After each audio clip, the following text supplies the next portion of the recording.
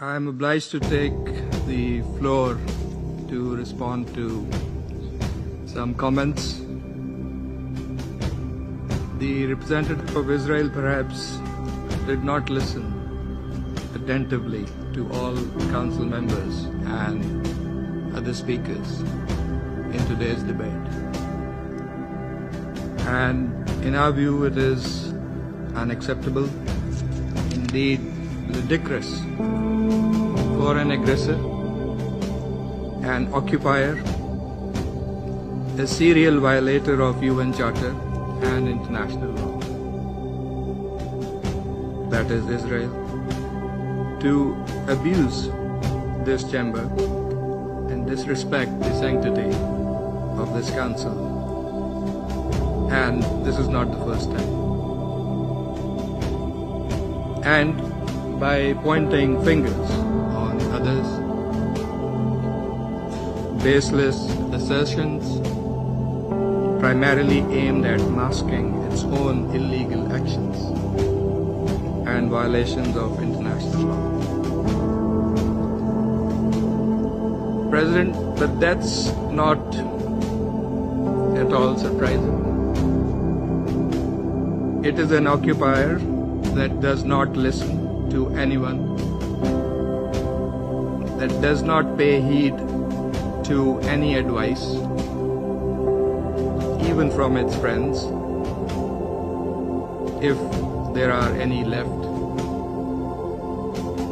that refutes, and not just refutes, it threatens members of the international community, international media, international human rights and humanitarian organizations,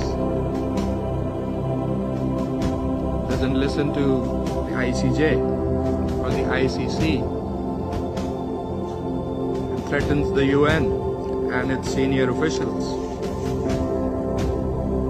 And it does that with impunity, shielded by its apologists who time and again acquiesce in its illegal actions and defiance of the international community. And like all occupiers, despite being the aggressor, it feigns and plays the victim. But today it is totally exposed. President, this council has spent decades discussing the situation in the Middle East and the Palestinian question. Meeting after meeting, we devote hours to this agenda. It is not because of anyone else.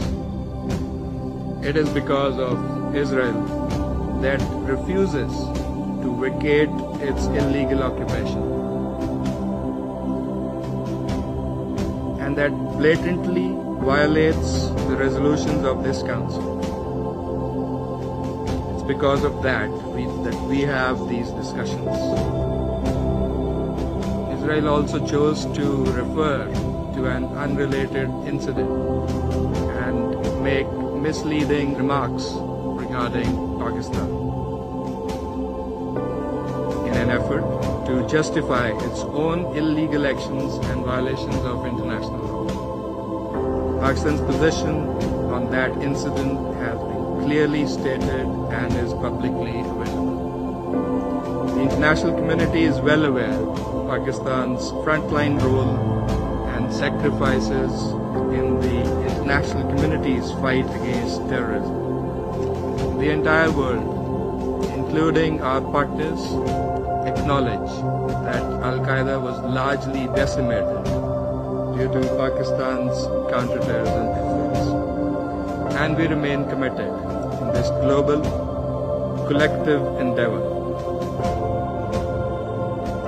We cannot accept insinuations from an irresponsible rogue state that is, in fact, the perpetrator of worst kind of state terrorism that we are witnessing in Gaza and, in fact, in the occupied Palestinian territories for decades.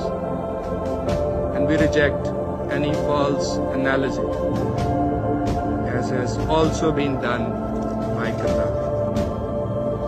For whatever way it interprets the statements in this council, the occupying power must go back and read carefully the statement issued by the Security Council today.